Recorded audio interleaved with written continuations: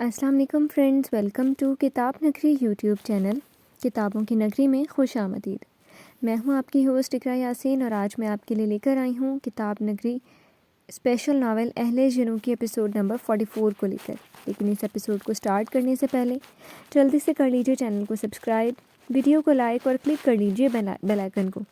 اگر آپ اس ناول کو کتابی شکل میں خریدنا چاہتے ہیں تو ابھی آرڈر کریں۔ کتاب نگری کے اسپیشل ناول کی پرائس ہے 2500 rupees with free home delivery. To order contact us اور چیز کیش اور Easypaisa account number 033575000595۔ After payment share screenshot اور text ID payment proof. اب آتے ہیں قسط کی جانب۔ اخماسہ اس وقت اپنے سامنے بیٹھی اس پاگل لڑکی کو دیکھ رہی تھی جو ویسے تو بہت خوش باش اور بے فکر نظر آتی تھی، مگر دل میں ایک ایسے شخص کا روک پالے بیٹھی تھی جو سرے سے اسے چاہتا ہی نہیں تھا، اور وہ پھر بھی اسے چاہ رہی تھی۔ اس کا دل چاہا اس پاگل کو پکڑ کر اس بھنور سے باہر کھینچ لے، اس سے پوچھے کہ وہ جان بوجھ کر یہ زہر کیوں پی رہی تھی۔ اسے اندازہ ہی نہیں تھا شاید کہ محبت کا سفر اکیلے طے کرنا کس قدر جاں غسل ہوتا ہے۔ کوئی ایسا شخص جسے آپ چاہتے ہوں اور وہ آپ پر نگاہ کرم نہ کرے، آپ سے محبت نہ کرے، تو دل آہستہ آہستہ کیسے مردہ ہو جاتا ہے۔ اکیلے چلتے چلتے نارسائی کی تپش کس طرح پیروں پر آبلے ڈال دیتی ہے۔ وہ جانتی تھی، وہ سمجھتی تھی اس درد کو، کیونکہ اخماسہ تنویر یہ محسوس کر چکی تھی۔ اس کا دل بھی مردہ ہو چکا تھا، اسے بھی ایک شخص کے رویوں نے تھکا دیا تھا۔ وہ اپنا سب کچھ نچھاور کر کے بھی خالی ہاتھ رہی تھی۔ بسمہ، مت نکلو اس سفر میں اتنا آگے جبکہ تمہیں معلوم ہے کہ وہ شخص کسی اور کے روگ میں مبتلا ہے۔ بسمہ نے نگاہ اٹھاتے اس پیاری سی لڑکی کو دیکھا جو دل کی بہت صاف اور سچی تھی۔ آج وہ کئی دن بعد اس سے ملنے آئی تھی، کیونکہ اخماسہ کے اسلام آباد جانے کی وجہ سے وہ مل ہی نہ سکی تھی۔ جب محبت ہوئی تھی تب یہ معلوم تھوڑی تھا کہ وہ کسی اور کے عشق میں مبتلا ہے۔ اس کے انداز میں سراسر بے چارگی تھی۔ مگر اب تو معلوم ہے نا، پھر کیوں اس کے پیچھے دوڑ رہی ہو؟ مگر اب میں آگے نکل چکی ہوں، کیسے پلٹوں؟ اب تو اس لڑکی کو دیکھنے کا اشتیاق اور بھی بڑھ گیا ہے جس نے ایک شخص کی سدھ بدھ ہی کھو دی ہے۔ اس کے کھوئے کھوئے لہجے پر اخماسہ نے تعصب سے اسے دیکھا۔ وہ واقعی پاگل ہو چکی تھی۔ تم بتاؤ، کیا محبت میں قدم موڑنا اتنا آسان ہوتا ہے؟ کیا تم موڑ سکتی ہو؟ شاید تم بھول رہی ہو میری شادی ہو چکی ہے۔ اس کے انداز میں کوئی خوشی یا سرشاری کا احساس نہ تھا، بلکہ بالکل سپاٹ لہجہ تھا۔ تمہیں محبت ہے اس شخص سے جس سے تمہاری شادی ہوئی؟ اخماسہ جواب میں کچھ نہیں بولی، بس ایک نظر اسے دیکھا اور نظر جھکا گئی۔ وہ کسی سے اپنے راز شیئر نہیں کرتی تھی، اور جو بات وہ خود سے بھی کرنے سے کتراتی تھی کسی دوسرے کے سامنے کیسے کر لیتی؟ ہر بیوی کو اپنے شوہر سے محبت ہوتی ہے، اس کا انداز ہنوز وہی تھا۔ اور تمہارا شوہر، کیا نام ہے اس کا، اذلان بھائی، وہ کرتے ہیں تم سے محبت؟ اس بار بسمہ اور متجسس ہوئی تھی۔ اخماسہ کے لبوں پر مسکراہٹ بکھر گئی، اداس مسکراہٹ۔ وہ شخص محبت ہی نہیں کرتا، باقی سب کرتا ہے۔ کیا مطلب؟ اس کی حیرانی پر وہ بے طرح چونکی اور فوراً سنبھلی تھی۔ میرا مطلب ہے صرف محبت ہی نہیں، وہ خیال بھی رکھتے ہیں میرا۔ ہاؤ لکی یو آر اخماسہ، میں بہت خوش ہوں تمہارے لیے کہ اللہ تعالیٰ نے تمہیں ایک بہت اچھا شخص دیا ہے جو تمہاری قدر کرتا ہے، تم سے محبت کرتا ہے۔ اس کے ہاتھ پر اپنا ہاتھ رکھتی بسمہ محبت سے بولی۔ اخماسہ لبوں پر قفل چڑھائے محض مسکرائی تھی۔ ویسے تم دونوں کی لو میرج ہوئی تھی یا ارینج؟ اس کے عجیب و غریب سوالات پر اخماسہ نے گھور کر اسے دیکھا۔ ارینج تھی، ماما کی ڈیتھ سے پہلے نکاح ہوا تھا ہمارا۔ ثانیہ بیگم کے ذکر پر اس کے چہرے پر اداسی سی چھانے لگی۔ اب وہ اس انجان لڑکی کو اپنے بارے میں کتنا اور کیا کیا بتاتی کہ اس نے اور اس کی مرحوم ماں نے کیا کیا سہا تھا اور کس کس کی وجہ سے سہا تھا۔ اس سے پہلے کہ بسمہ مزید کچھ پوچھتی، اس کے ڈرائیور کی کال نے اسے اٹھنے پر مجبور کر دیا تھا اور وہ اسے اجرت میں خدا حافظ کرتی وہاں سے نکل گئی تھی۔ اس کے جانے کے بعد اخماسہ نے گہری سانس بھرتے بک کھولی تھی۔ ابھی اس کے ڈرائیور کے آنے میں وقت تھا۔ آج وہ صرف اذلان سبتین کی دھمکی کی وجہ سے یوں نہیں آئی تھی۔ وہ نہیں چاہتی تھی کہ اذلان اسے چھوڑنے آتا۔ دوسری جانب باسط فیضان اس پر کسی تلوار کی طرح لٹک رہا تھا۔ اسے سمجھ نہیں آ رہا تھا کہ وہ کرے تو کرے کیا۔ نہ باسط کو سمجھا سکتی تھی اور نہ ہی اذلان سبتین کو سمجھ سکتی تھی۔ ان دونوں نے اسے ایسے بھنور میں پھنسا دیا تھا جہاں سے نکلنے کا کوئی راستہ نظر نہیں آ رہا تھا۔ آج وہ پروجیکٹ کے سلسلے میں صبح سے ہی سائٹ پر گیا ہوا تھا، اس لیے آفس نہیں گیا تھا۔ کافی دیر سے اٹھنے کے بعد ناشتہ کمرے میں ہی منگوا لیا تھا، مگر ناشتہ علیشہ کے بجائے ملازم دے گیا تھا۔ یہ اچھا ہی تھا کہ وہ اس کے سامنے نہ آئی تھی، ورنہ صبح صبح اسے بھی موڈ خراب کرنے کا کوئی شوق نہ تھا۔ ویسے بھی جب بھی وہ گھر آتا تھا تو زیادہ تر اپنے کمرے میں ہی رہتا تھا، اور ایسے میں علیشا پر لازم تھا کہ وہ کمرے سے باہر رہتی یا نہایت ضرورت کے وقت آنے کی اجازت تھی۔ اتنی بڑی خوشی کے بعد بھی فائق کے رویے میں کوئی خاطر خواہ تبدیلی نہ آئی تھی۔ بس اتنا ہوا تھا کہ وہ اس سے بلا وجہ الجھنا چھوڑ چکا تھا۔ اب ان دونوں کے درمیان لڑائیوں کا میٹر نیچے آ گیا تھا، بلکہ اگر یہ کہا جاتا کہ فائق نے اس سے لڑنا کم کر دیا تھا تو زیادہ بہتر ہوتا، کیونکہ علیشا تو سرے سے کچھ بولتی ہی نہ تھی۔ چند گھنٹے اپنے لیپ ٹاپ پر کام کرنے کے بعد اٹھتا نیچے آ گیا۔ لاؤنج میں آیا تو وہاں کوئی موجود نہ تھا۔ اس نے کچھ سوچتے کچن کی جانب قدم بڑھا دیے، جہاں آسمانی رنگ کی قمیض شلوار پر سلیقے سے دوپٹہ گلے میں ڈالے سنک کے آگے کھڑی برتن دھو رہی تھی۔ علیشا کی اس کی جانب پشت تھی، اس لیے وہ اسے دیکھ نہ سکی تھی۔ فائق نہ جانے کیوں اسے دیکھتا رہا۔ جب سے اس نے علیشا کو دوپٹہ نہ پہننے پر جھاڑا تھا، اس کے بعد سے اس نے کبھی اسے بغیر دوپٹے کے نہ دیکھا تھا۔ صاحب جی کچھ چاہیے؟ ٹیبل پر ٹھاٹھ سے بیٹھی ٹماٹر کاٹتی شموں کی آواز پر وہ چونکا تھا۔ جب ہی علیشا نے بھی گردن موڑ کر اسے دیکھا اور بے طرح چونکی۔ وہ اسے ہی دیکھ رہا تھا۔ اس کے زرد پڑتے چہرے پر الجھن کی سائے لہرائی۔ ماما کہاں ہیں؟ نگاہیں اب بھی اس کے ہلکا زدہ بے رونق آنکھوں پر ٹکی تھی، مگر پوچھ وہ شموں سے رہا تھا۔ وہ تو جی شاپنگ پر گئی ہیں صبا بی بی کے ساتھ، آپ کو کوئی کام ہے؟ فوراً جگہ سے اٹھتی مؤدب انداز میں بولی۔ علیشا ایک نظر اسے دیکھتی واپس اپنے کام میں لگ گئی تھی۔ کھانا کب بنے گا، کوئی خیال ہے؟ اس پر ڈائریکٹ اس سے مخاطب ہوا۔ شمع نے ایک نظر علیشا کو دیکھا جو اب نل بند کر چکی تھی اور ٹیبل سے کھانے کی اجزا اٹھانے لگی۔ بس آدھا گھنٹہ لگے گا، آہستہ سے جواب دیتی چولہے کی جانب بڑھ گئی۔ ابھی 1 گھنٹہ پہلے ہی اس نے ناشتہ کیا تھا اور اب کھانا مانگ رہا تھا۔ وہ بخوبی جانتی تھی، یہ بس اسے جھڑکنے کا موقع تلاش کر رہا تھا۔ اس کے سیدھے جواب پر فائق اس کی پشت دیکھتا پلٹ گیا۔ اسے ابھی بالکل بھوک نہ تھی، مگر پھر بھی اس نے کھانے کا پوچھا تھا، وہ بھی ڈائریکٹ اس سے۔ کس لیے؟ اپنی سوچوں میں الجھا اسٹڈی کی جانب بڑھ گیا، جب بھی اس کا ٹراؤزر کی جیب میں رکھا موبائل بج اٹھا۔ ہاں بول۔ اسٹڈی میں داخل ہوتے کال ریسیو کی، دوسری جانب بیٹھا جبران اس کے لہجے سے آیا ہوتی بیزاری پر بل کھا گیا۔ کمینے کہاں غائب ہے؟ کل رات بھی کال کی مگر بزی جا رہا تھا نمبر۔ تو خود سوچ، کام کے علاوہ کہاں ہو سکتا ہوں؟ اور عائشہ سے اب تیرا کوئی جھگڑا ہوا ہے تو اس کی لمبی کہانی سننے کا بالکل بھی ارادہ نہیں میرا۔ اس کے ٹکے سے جواب پر وہ کچھ اور سلگا۔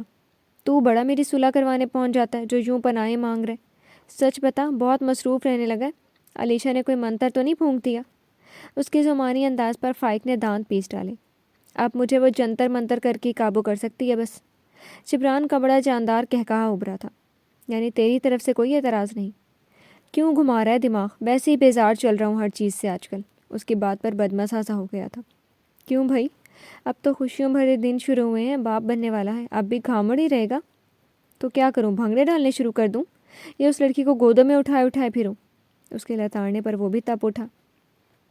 ہاں اگر وہ راضی ہے تو ٹرائی کر کے دیکھ لیں۔ فائق لب بھینچ گیا۔ اسے پتا تھا اس وقت وہ اسے سلگا رہا تھا، کیونکہ کل رات سے اس کی کال اٹینڈ نہ کر سکا تھا۔ ویسے سچی بات ہے، میں بڑا خوش ہوں تیری زندگی ٹریک پر آتے دیکھ کر۔ اس پر جبران کا لہجہ سنجیدہ تھا، فائق بخوبی محسوس کر سکتا تھا۔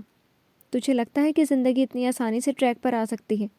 وہ بڑے رنجیدہ لہجے میں بولا تھا۔ ایک ایسی لڑکی جو سب تباہ کر چکی تھی، اسی کے ساتھ نیا سفر شروع کرنا ممکن تھا کیا؟ سب خود بخود ہو جائے گا فائق، ورنہ تو بتا سوچ سکتا تھا اس سے شادی اور پھر اولاد؟ جبران کی بات پر وہ کچھ نہ بولا، کیونکہ وہ صحیح کہہ رہا تھا۔ یہاں تک کا سفر بھی اس کی پلاننگ کا حصہ نہ تھا، مگر سب کچھ اپنے آپ ہی ہوتا چلا جا رہا تھا۔ اس سے کچھ دیر اور باتیں کرتا کال کاٹ گیا، پھر جب تک وہ اسٹڈی میں رہا سگریٹیں پھونکتا فائلوں میں منہ دیے رہا۔ صاحب کھانا کھا لیں۔ دروازہ نوک کر کے ملازم اندر داخل ہوا۔ فائق نے سر اٹھا کر اس کی سمت دیکھا اور سر اس بات میں ہلا گیا۔ تھوڑی دیر بعد وہ ڈائننگ ٹیبل پر موجود تھا، مگر بالکل اکیلا۔ علیشا کہاں ہے؟ پانی کا بھرا گلاس اس کے آگے رکھتے شمع سے استفسار کیا۔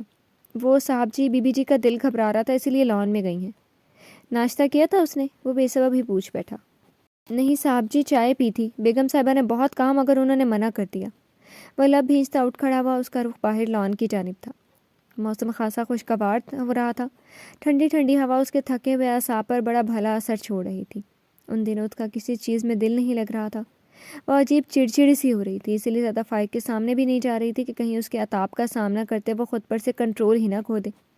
وہ جس وقت سے جس کنڈیشن سے گزر رہی تھی، اگر اس سے خوش نہیں تھی تو ناخوش بھی نہیں تھی۔ نہ جانے کیوں اب وہ دل سے چاہتی تھی کہ بحفاظت اس شخص کی اولاد کو دنیا میں لائے، تاکہ اسے بتا سکے کہ وہ اپنی اولاد کی دشمن نہیں تھی، اور اب اس کی خوشیوں کی دشمن بھی نہیں تھی۔ وہ یہ خوشی فائق احمد کو دینا چاہتی، وہ چاہتی تھی کہ کوئی ایک شخص تو ہوتا جس کے غموں میں وہ کمی لاتی، مگر فائق احمد کی سوچ اب شاید کبھی اس کی جانب سے نہیں بدلنی تھی۔ یہاں کیا کر رہی ہو؟ اپنے پشت پر فائق کی آواز سنتے وہ بے طرح چونکی تھی۔ رخ موڑ کر اسے دیکھا، وائٹ ٹی شرٹ اور بلیک ٹراؤزر میں ملبوس گھاس پر پاؤں دھرتا اس کے سامنے آن کھڑا ہوا۔ اس کی کھوجتی گہری نگاہیں اپنے وجود پر محسوس کرتی نہ جانے کیوں جھجک کر بے اختیار سر جھکا گئی۔ کیا ڈرامے لگائے میں؟ یہ کس بات کی بھوک ہڑتال چل رہی ہے؟ اس کی بات پر وہ چونکی تھی، ٹھٹکی تھی اور سر اٹھا کر اسے دیکھا۔ نہیں تو؟ شدید حیرت کے سبب اس کے منہ سے بس اتنا ہی نکل سکا۔ پھر سب سے کچھ کھایا کیوں نہیں؟ میرا دل نہیں چاہ رہا تھا کچھ کھانے کا بھی، جب بھوک لگے گی کھا لوں گی۔ اس کی آواز میں الگ ہی نقاہت تھی جسے وہ بخوبی محسوس کر سکتا تھا۔ کب کھا لو گی؟ ہاں تم چاہ کیا رہی ہے؟ کچھ اندازہ ہے اس طرح بی بی کی ہیلتھ پر کتنا برا اثر پڑے گا؟ اس بار سخت لہجے میں بولا۔ علیشہ کی آنکھوں میں مرچیں سی بھرنے لگیں، یعنی وہ اس بات کی فکر میں دوڑا چلا آیا تھا۔ ایسا کچھ نہیں ہوگا۔ بمشکل اپنی آواز کو نم ہونے سے روکا تھا۔ اٹھو۔ علیشہ نے بے بسی سے اس کی جانب دیکھا۔ فائق کو اس پل وہ کافی نڈھال معلوم ہوئی تھی۔ سارا دن کام کر کے بھی اس کے لبوں سے ایک اف بھی نہ نکلتی تھی، یہاں تک کہ وہ اس کیفیت میں بھی خود کو مزید تھکا رہی تھی۔ لب بھینچتا قریب آیا اور اسے بازو سے پکڑ کر اٹھا گیا۔ علیشہ کا دل درد سے بھرنے لگا، وہ شاید اس سے ذرا سی بھی نرمی کا قائل نہیں تھا۔ میں جا رہی ہوں۔ بازو سے اس کی گرفت ہٹاتے خود ہی آگے بڑھ گئی۔ وہ اس کے ساتھ ساتھ چل رہا تھا۔ علیشہ چاہ کر بھی اپنی رفتار تیز نہ کر سکی تھی۔ کھانا کھاؤ۔ لاؤنج میں داخل ہونے کے بعد اس کی کلائی پکڑدہ ڈائننگ ٹیبل کے پاس لے آیا۔ شمو جاؤ ٹھنڈا آرنج جوس لاؤ، دیکھتا ہوں کوئی کیسے انکار کرتا ہے۔ پلیٹ میں بریانی نکالتے اس کے آگے رکھی۔ شمو علیشہ کی بے بسی پر دبی دبی مسکراہٹ لیے کچن کی جانب بڑھ گئی۔ تم سمجھ کیوں نہیں رہی؟ وومٹ ہو جائے گی مجھے۔ ہو جائے، مگر اس طرح بھوکا رہنا کون سی عقل مندی ہے؟ ایک بات بتاؤ، جو میڈیسن ڈاکٹر نے لکھ کر دی تھی وہ کھا رہی ہو یا نہیں؟ اسے یکدم ہی یاد آیا اور علیشہ مجرموں کی طرح سر جھکا گئی۔ کچھ پوچھ رہا ہوں تم سے۔ ختم ہو گئی۔ کب؟ دو دن پہلے۔ لبوں پر زبان پھیرتے چور نگاہوں سے اسے دیکھا۔ 2 دن سے میڈیسن ختم ہوئی ہیں تو مجھے بتا نہیں سکتی تھی ایڈیٹ؟ وہ صحیح معنوں میں سینک پا ہوا تھا اور گھور کر اسے دیکھنے لگا۔ میں نے پرسوں رات بتانا چاہا تھا مگر تم نے… وہ کہتے کہتے یکدم خاموش ہو گئی اور فائق کے ذہن کے پردے پر بھی وہ منظر چھم سے لہرایا تھا جب وہ کہیں سے تھکا ہارا لوٹا تھا اور علیشہ نے اسے کھانا دیتے وقت کچھ کہنا چاہا تھا مگر وہ بری طرح جھڑک گیا تھا۔ وہ منظر یاد کرتا اس پل وہ بے طرح شرمندہ ہوا تھا مگر چہرے سے بالکل ظاہر ہونے نہیں دیا۔ آج شام کو ڈاکٹر کے پاس چلنا میرے ساتھ۔ اپنے کھانے کی جانب متوجہ ہوتا بظاہر سرسری لہجے میں بولا۔ علیشہ نے ایک اداس تلخ نگاہ اس پر ڈالی اور اپنی جگہ سے اٹھ کھڑی ہوئی۔ اس کی ضرورت نہیں، ٹھیک ہوں میں، بس مجھے وہ میڈیسن لا دینا۔ اتنا کہتی پلٹ گئی تھی۔ فائق نے دانت پیستے چمچہ پلیٹ میں پٹخ دیا۔ اس لڑکی نے اب نئے سرے سے اسے تنگ کرنا شروع کر دیا تھا۔ اذلان، عالیہ صاحبہ کی پکار پر اس کی سیڑھیوں کی جانب بجلت میں اڑتے قدم ٹھہر گئے تھے۔ وہ آفس سے ایک فائل کے سلسلے میں گھر واپس آیا تھا۔ کاغذات سیف میں تھے جو اسے خود ہی لے کر جانے تھے۔ جی ماما۔ اس وقت کیسے آنا ہوا؟ وہ کچھ متفکر سے قریب آ گئی۔ ایک فائل رہ گئی تھی، کافی امپورٹنٹ تھی، کسی سے منگوا بھی نہیں سکتا تھا، اسی لیے خود آنا پڑا۔ ضرور خود ڈرائیو کر کے آئے ہوں گے اتنی اجلت میں۔ ان کی ناراضی پر وہ ہولے سے مسکرا دیا۔ کیوں فکر کرتی ہیں، میں احتیاط سے چلاتا ہوں، اور آپ ہیں تو دعائیں کرنے کے لیے۔ انہیں اپنے ساتھ لگاتا محبت سے بولا اور سیڑھیوں کی سمت بڑھ گیا۔ مگر جب 5 منٹ بعد واپس آیا تو عالیہ صاحبہ ہنوز سیڑھیوں کے نزدیک ہی ادھر سے ادھر ہو رہی تھی۔ چہرے پر فکر مندی کے سائے تھے۔ کیا بات ہے ماما، سب خیریت ہے نا؟ ان کے پاس آتا اپنے ساتھ لیے لاؤنج میں رکھے صوفوں کی جانب بڑھ گیا۔ پتہ نہیں کیوں دل بہت بیٹھ رہا ہے، رات کو بہت عجیب خواب دیکھا تھا۔ کچھ نہیں ہوتا ماما، بس اچھی تعبیر دے لیں، اللہ بہتر کرے گا۔ ان کا ہاتھ تھامتا لبوں سے لگا گیا۔ عالیہ صاحبہ نے محبت بھری نگاہوں سے اپنے لختے جگر کو دیکھا۔ پتہ نہیں کیوں آج ان کا دل بڑا بے چین ہو رہا تھا۔ اسی وقت دلی تھی مگر نہ جانے کیوں عجیب گھبراہٹ ہو رہی ہے۔ تم ایسا کرو، آج چھٹی کر لو۔ کیا کہہ رہی ہیں ماما؟ میرے نیچے جو ڈھیر سارے لوگ کام کریں انہیں کون سنبھالے گا؟ اور کیا کہیں گے باس، ہمیں تو چھٹی دیتا نہیں اور خود بلا وجہ چھٹی کر لی۔ ان کے انداز پر وہ ہنستا ہوا شریر لہجے میں بولا۔ مجھے فکر ہو رہی ہے اور تمہیں مذاق سوچ رہے؟ عالیہ صاحبہ خوشمگی لہجے میں بولی۔ چھوڑے میری فکر، اور جسے کرنی چاہیے وہ تو نظر ہی نہیں آ رہی کہیں۔ اس کی شکایت اور اشارہ وہ بخوبی سمجھ گئی تھی۔ تو تمہیں کون سا اس بیچاری کی فکر ہے؟ اور جب وہ فکر کرتی تھی تمہیں ہی کھلتی تھی۔ ماں کے طنز پر اس نے شکایتی نظروں سے انہیں دیکھا۔ بیوی ہے میری۔ ہاں کر دی میں نے شروع دنوں میں کوتاہی، اس کا مطلب یہ تو نہیں کہ وہ میری فکر کرنا چھوڑ دے۔ اور آپ سے کس نے کہا کہ مجھے اس کی فکر نہیں؟ ذرا آ جائے آپ کی بہو، پوچھیے گا ابھی بیمار پڑی تھی تو کس نے اس کی تیمارداری کی تھی؟ اور پھر کس نے اسے پورا چیپٹر سمجھایا تھا جو نکمی کے پلے نہیں پڑ رہا تھا؟ اس کی شکایتیں بڑھتی جا رہی تھی جبھی وہ ٹوک گئی۔ اچھا بس جانتی ہوں میں بات کو کہاں سے کہاں لے جاتی ہوں۔ کھانا تیار ہے، لنچ کرو میرے ساتھ۔ اذلان نے ایک نظر اسٹ واچ پر ڈالی جو 1 بجا رہی تھی، پھر کچھ سوچتا اٹھ کھڑا ہوا۔ لنچ ریڈی رکھیں، آپ کی بہو کے ساتھ مل کر کریں گے۔ آج اس کی آنکھوں میں الگ ہی چمک اور لبوں پر ایک خوبصورت مسکراہٹ تھی۔ انہوں نے بے اختیار اسے نظر بد سے بچنے کی دعا کی تھی۔ وہ اپنی سوچوں میں گم گھر سے باہر نکلتا پورچ میں کھڑی کار کی جانب بڑھ گیا۔ آج اس کی سوچوں کے تمام تانے بانے اس دشمن جان سے جڑے تھے جو صرف اس کے خوف سے کافی دن بعد یونیورسٹی گئی تھی۔ اس کے لبوں پر بے اختیار ایک مسکراہٹ ابھری تھی۔ کار مین روڈ پر ڈالتا اپنی زندگی کے بارے میں سوچ رہا تھا، ان گزرے حسین پلوں کو جنہیں وہ اپنی کم عقلی کے سبب ضائع کر چکا تھا، ان قیمتی دنوں کو جب وہ سب سے زیادہ اسے اپنے قریب سمجھتی تھی، اسے اپنا سمجھنے لگی تھی، مگر اذلان سبطین نے سب ملیاں میٹ کر دیا تھا۔ اس کی امیدوں اور خواہشوں کے مینار خود اپنے ہاتھوں سے توڑے تھے، اور آج ہر بات کا رہ رہ کر احساس ہو رہا تھا۔ آج نہ جانے کیوں دل چاہ رہا تھا اسے اپنی باہوں میں چھپاتے کہیں دور لے جائے اور سارے اظہار کر ڈالے جو کئی عرصے سے دل کے تہخانوں میں چھپائے بیٹھا تھا، اور بس اس کے گلے شکوے سنے، اس کے نخرے اٹھائے، کچھ اپنی کہے کچھ اس کی سنے۔ نہ جانے کیا ہوا تھا آج ایسا جو دل الگ ہی خواہشات لیے بیٹھ گیا تھا۔ اب مزید یہ دوری اور اجنبیت برداشت نہیں کر سکتا جانا، تمہاری ناراضگیاں دور کرنی پڑیں گی۔ اب دل ہی دل میں اس جانے حیات سے مخاطب تھا جو اس کے جذبات سے سراسر ناواقف تھی۔ صاحب گجرے لے لو، بالکل تازہ ہیں۔ ٹریفک سگنل پر رکی اس کی مرسیڈیز کے پاس ایک بچہ ہاتھ میں خوبصورت گجرے لیے اسے درخواست کر رہا تھا۔ اذلان نے بس ایک نگاہ ان گجروں پر ڈالی تھی اور ذہن کے پردے پر اس کے خوبصورت مرمری ہاتھ آ گئے۔ پھر اس نے لمحے کی تاخیر کیے بغیر گجرے لیے اور ڈیش بورڈ پر ڈالتا کار کی سپیڈ بڑھا گیا۔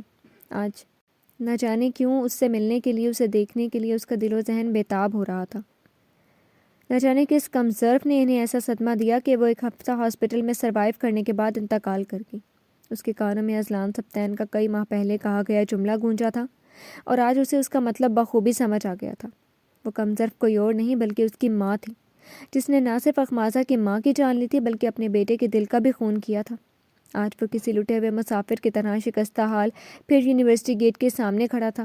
اسے گھر چھوڑے 1 ہفتہ گزر چکا تھا، اور اس 1 ہفتے میں وہ ہر روز اس یونیورسٹی آیا تھا، صرف اس دشمن جان کو دیکھنے، اس سے بات کرنے جو اب اس کی زندگی کا واحد اثاثہ رہ گئی تھی۔ اس کے تھکے ہارے قدم اس کے ڈپارٹمنٹ کی جانب اٹھ رہے تھے۔ اسے یقین تھا وہ آج بھی اسے چھپنے کے لیے نہیں آئی ہوگی، مگر وہ پھر بھی آتا تھا اور روز آتا تھا۔ اس سے پہلے کہ وہ ڈپارٹمنٹ کی بلڈنگ کی جانب بڑھتا، اس کی غیر ارادی نگاہ شیڈ کی جانب اٹھی تھی اور پھر واپس پلٹنا بھول گئی تھی، کیونکہ وہ دشمن جہاں وہیں بیٹھی تھی، سیاہ لباس پر سیاہی چادر اوڑے گود میں رکھی کتاب میں محو تھی۔ باسط فیضان کا دل معمول سے ہٹ کر دھڑکا تھا۔ ارد گرد سے بیگانہ اپنی دنیا میں گم کسی کہانی کی بھٹکی ہوئی شہزادی لگی جس کو کسی جادوگر نے اپنے بس میں کر کے بے بس کر رکھا تھا۔ وہ یوں ہی اسے دیکھتا اس کی سمت قدم بڑھا گیا۔ چھٹی کا وقت ہو چکا تھا، تقریباً زیادہ تر اسٹوڈنٹس لوٹ چکے تھے، بس اکا دکا نظر آ رہے تھے۔ وہ نہ جانے کیوں اب تک بیٹھی تھی، شاید اس کے لیے، شاید قدرت نے آج اخماسہ تنویر کو اس سے ہر حال میں ملوانا تھا۔ اپنے نزدیک کسی کی موجودگی کا احساس کرتے ہوئے اخماسہ نے بے اختیار سر اٹھایا اور اگلے ہی پل اپنی جگہ ٹھٹک سی گئی۔ باسط، جس کا ڈر تھا وہی ہوا تھا، وہ اس سے پھر ملنے چلا آیا تھا۔ ہاں میں، وہی پرانا باسط، تمہارا دوست، تمہارا منگیتر۔ اس کی آواز میں شوق محسوس کرتا اداسی سے بولا۔ اخماسہ اپنی جگہ سے اٹھ کھڑی ہوئی، اس کے چہرے پر کوئی خوشگوار تاثر نہ تھا۔ تم کیوں کر رہے ہو آخر یہ؟ میں خود نہیں جانتا کیوں کر رہا ہوں، تمہارے علاوہ کوئی اور سوچ ہی نہیں آتی، سمجھ ہی نہیں آتا کیا کروں، اسی لیے تمہارے پاس چلا آتا ہوں۔ اس کی آواز میں اتنا کرب اور بے بسی تھی کہ اخماسہ کا اپنا دل دکھ سے بھرنے لگا۔ اس نے اس بار بغور اسے دیکھا جو بالکل بھی پہلے جیسا نہ رہا تھا، نہ صحت اور نہ حلیہ۔ کیوں خود کو تباہ کر رہے ہو؟ یہ مکافات عمل ہے اخماسہ، ماما نے تم سے تمہاری ماں چھینی، اب ان سے ان کا بیٹا چھینے گا۔ اخماسہ بے طرح چونکی تھی۔ اس طرح مت دیکھو، دل پھٹ جائے گا میرا۔ کاش تم اس رات مجھے میری ماں کی سازشوں سے آگاہ کر دیتی تو آج شاید آنٹی بھی ہمارے بیچ ہوتی اور تم بھی مجھ سے یوں دور نہ ہوتی۔ اس کے چہرے پر صدیوں کی تھکن تھی۔ اخماسہ کی آنکھوں میں مرچیں سی بھرنے لگی۔ یہ قسمت میں لکھا تھا باسط، امی کی عمر بھی اتنی تھی اور ہمارا ساتھ بھی۔ ہاں تم کہہ سکتی ہو، آگے جو بڑھ چکی ہو، میں نہیں کہہ سکتا کیونکہ میں آج بھی وہیں کھڑا ہوں۔ کب تک کھڑے رہو گے؟ کیوں خود کو اور مجھے اذیت پہنچا رہے ہو؟ مجھے آنٹی سے کوئی شکایت نہیں، ان کی انٹینشن ماما کو مارنے کی نہیں تھی، انہوں نے بس اپنے اور تمہارے لیے بہتر فیصلہ لیا تھا جو ان کا حق تھا۔ مجھے ان سے کوئی شکایت نہیں۔ مازا نے اس پر سے نگاہیں ہٹائے دائیں جانب دور تک پھیلے سبزے کو دیکھتے نرم لہجے میں کہا۔ وہ واقعی ماضی کا ہر باب بند کر چکی تھی، پھر اس سے جڑے کرداروں سے کیوں کر نفرت کرتی؟ مگر وہ دوبارہ انہیں دیکھنا بھی نہیں چاہتی تھی۔ جو ماضی ہو گیا تھا بس ماضی میں ہی رہ گیا تھا۔ یہ کہہ کر میرے دل کا بوجھ مزید بڑھا دیا تم نے اخماسا۔ اتنی بھی عظیم نہ بنو کہ مجھے خود سے بہت دور نظر آنے لگو۔ اس کی پیاسی نگاہیں بار بار اس کے چہرے، اس کی آنکھوں کا طواف کر رہی تھی۔ میں تم سے دور نظر نہیں آ رہی، بلکہ میں تم سے بہت دور ہوں باسط، اور اس حقیقت کو تمہیں بہت پہلے تسلیم کر لینا چاہیے تھا۔ کر لیتا اگر تمہیں کسی اور کے ساتھ خوش اور مطمئن دیکھ لیتا۔ بتاؤ اب کیسے کروں؟ اخماسا نے بے بسی سے اس دیوانے شخص کو دیکھا جو نہ اپنے بارے میں سوچ رہا تھا اور نہ اس کے۔ جبھی اس نے پینٹ کی جیب سے کچھ نکالا تھا۔ اس رنگ کو پہچانتی ہوں؟ اس کی نگاہوں کے سامنے وہی رنگ کی۔ اخماسا ایک پل کے لیے ساکت رہ گئی۔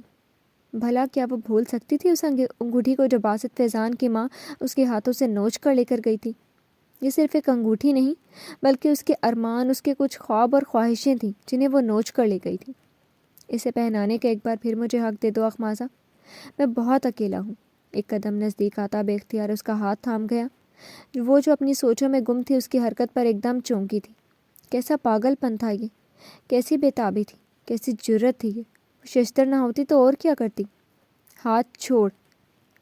وہ دونوں جو ارد گرد کو بالکل بھلا چکے تھے، ایک سرد برفیلی آواز بہت نزدیک سے ان کے کانوں میں ٹکرائی تھی۔ ہوا بھی جیسے بالکل خاموش ہو چکی تھی۔ باسط نے بے اختیار نوارد کی سمت دیکھا، مگر اخماسا میں پلٹنے کی ہمت نہ رہی تھی۔ اسے آہستہ آہستہ اپنا وجود سرد پڑتا محسوس ہو رہا تھا۔ اس کا ہاتھ اب بھی باسط کی گرفت میں تھا، مگر اخماسا بالکل بے جان ہو چکی تھی۔ اسے اس لمس کی نہیں بلکہ اپنی پشت پر کھڑے اس شخص کی نگاہیں وجود کو خاکستر کرتی لگ رہی تھی۔ تم یہاں کیا کر رہے ہو؟ اخماسا کا ہاتھ چھوڑتا وہ اس کی دیوار بن کر کھڑا ہو گیا اور تیوری پر بل ڈالے بڑی ناگواری سے کہا تھا، مگر اذلان سبطین کی انگارہ ہوتی آنکھیں اس پر نہیں بلکہ اس کی پشت پر رخ موڑے کھڑی اخماسا پر تھیں۔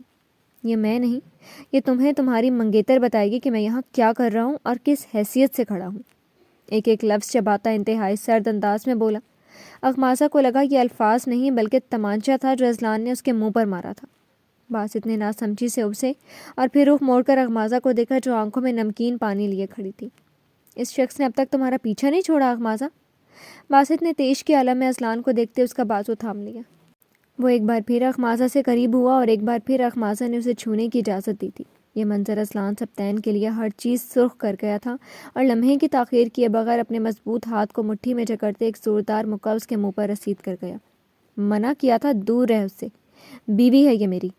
اس کی غراہٹ کسی گرجتے بادل کی طرح تھی۔ باسط کے بے اختیار لڑکھڑا کر گرنے پر اخماسا چیخ اٹھی۔ اسے اذلان سے اس قدر شدید رد عمل کی توقع نہ تھی، جبکہ باسط نیچے گرے کا گرا ہی رہ گیا تھا۔ اس کے دماغ میں بس ایک لفظ گھوم رہا تھا، بیوی۔ بیوی، اخماسا اور اذلان، اور دوسری جانب اذلان نے بے یقینی کے عالم میں اخماسا کی سمت دیکھا۔ اس لمحے اسے بہت کچھ دور، بہت دور جاتا محسوس ہوا۔ اس کی اخماسا، اس کی بیوی کے منہ سے اس شخص کا نام نکلا تھا۔ وہ اس شخص کی تکلیف پر تڑپ اٹھی تھی۔ کہیں دور آسمانوں میں بادل بڑی زور سے گرجے تھے۔ وہ تینوں ہی اپنی اپنی جگہ ساکت رہ گئے تھے اور سب سے پہلے ہوش میں آنے والا کوئی اور نہیں بلکہ باسط فیضان تھا۔ بیوی، اخماسا۔ اپنی جگہ سے اٹھتے باسط نے بے یقینی سے اخماسا کو دیکھا تھا، مگر وہ نظریں جھکا گئی تھی۔ کیا سارے جہان میں تمہیں یہی شخص ملا تھا جو تمہاری بربادی کی سب سے بڑی وجہ تھا؟ وہ چیخ اٹھا تھا۔ اذلان کی ساکت نگاہیں اسی پر تھیں جو بس بے بسی سے کھڑی رو رہی تھی۔ وہ منہ سے کچھ نہیں کہہ رہی تھی، شاید اس کے پاس اذلان سبطین کے وکالت میں کہنے کے لیے کچھ تھا ہی نہیں، اور واقعی یہ سچ تھا۔ آج اذلان سبطین کو احساس ہوا تھا کہ اس نے اس لڑکی کو سوائے غموں کے کچھ نہیں دیا تھا۔ یہ وہ شخص ہے جس نے اپنی بہن کی محبت میں تڑپتے بنا کسی تصدیق کے تمہیں جیل بھجوا دیا۔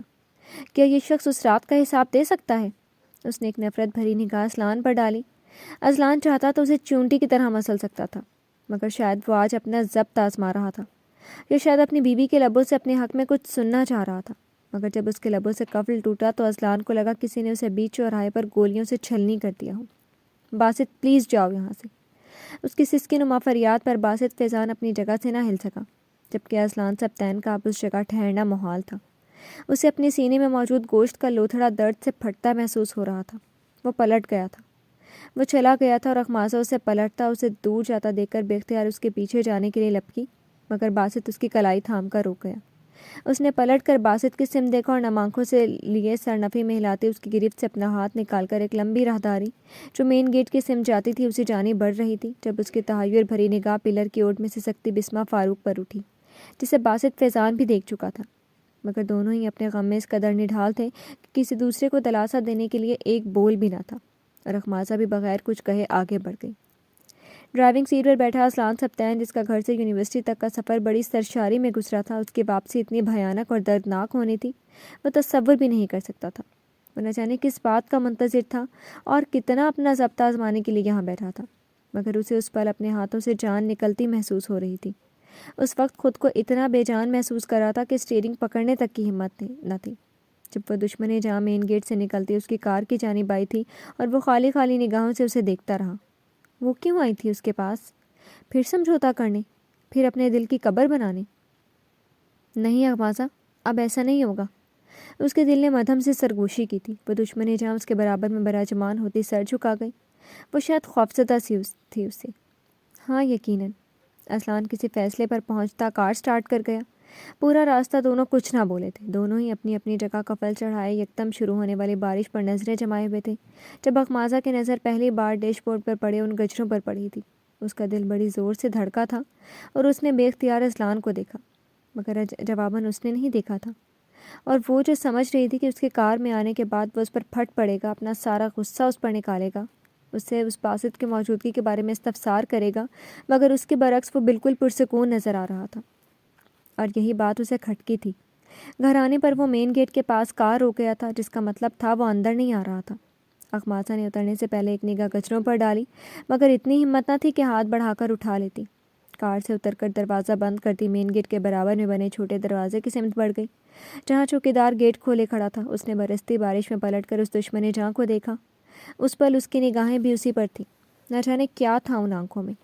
اسے اپنا دل ڈوبتا محسوس ہوا۔ اسلان کے لبوں پر مچلتی ایک زخمی سے مسکراہٹ تھی، ایک آخری مسکراہٹ، جیسے اخماسہ نے آخری بار اس کے ساتھ سفر کیا ہو، آخری بار اسے دیکھا ہو، اور دیکھتے ہی دیکھتے وہ کار آگے بڑھا گیا۔ اخماسہ اس کی کار کو اس وقت تک دیکھتی رہی جب تک وہ نگاہوں سے اوجھل نہیں ہو گئی تھی۔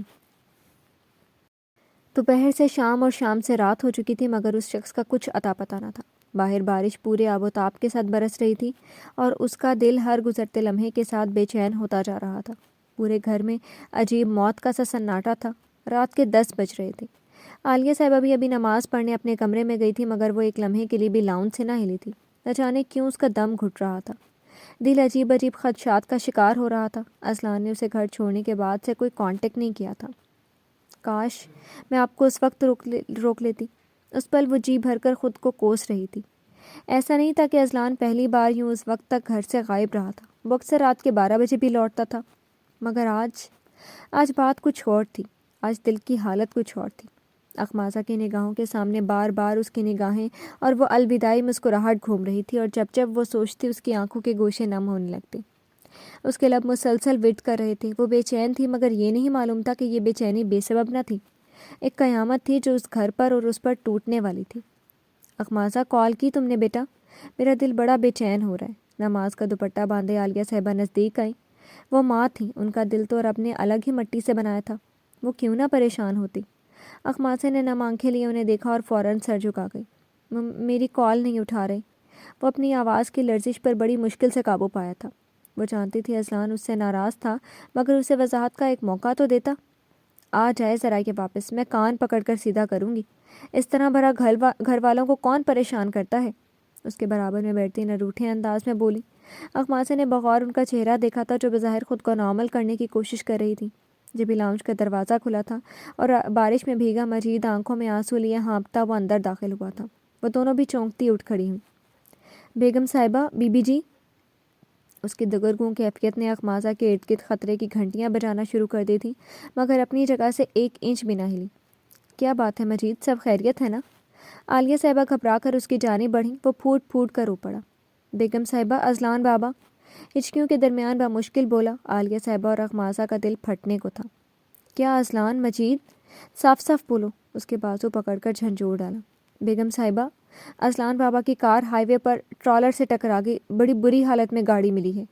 وہ روتے روتے کہہ رہا تھا اور عالیہ صاحبہ اور اخمازہ کو بے جان کرتا جا رہا تھا۔ ان کا دل جیسے دھڑکنا بھول گئے تھے۔ اخمازہ کی ساکت نگاہوں کے سامنے ایک بار پھر وہ مسکراہٹ آئی تھی اور اسے لگا وہ اگلا سانس نہیں لے سکے گی۔ جاتے جاتے یہ نشانی دے گیا، وہ میری آنکھوں میں پانی دے گیا، جاگتے لمحوں کی چادر اوڑھ کر کوئی خوابوں کو جوانی دے گیا، میرے ہاتھوں سے کھلونے چھین کر مجھ کو زخموں کی کہانی دے گیا۔ حل نہ تھا مشکل کا کوئی اس کے پاس، صرف وعدے آسمانی دے گیا۔ جی تو فرینڈس، کیسی لگی آپ کو ایپیسوڈ؟ کمنٹ سیکشن میں ضرور بتائیے گا آگے کیا ہونے والا ہے۔ انتظار رہے گا آپ کے ریویو کا۔ پھر حاضر ہوں گے نئی قسط کے ساتھ، تب تک کے لیے اجازت دیجیے۔ شکریہ، اللہ حافظ۔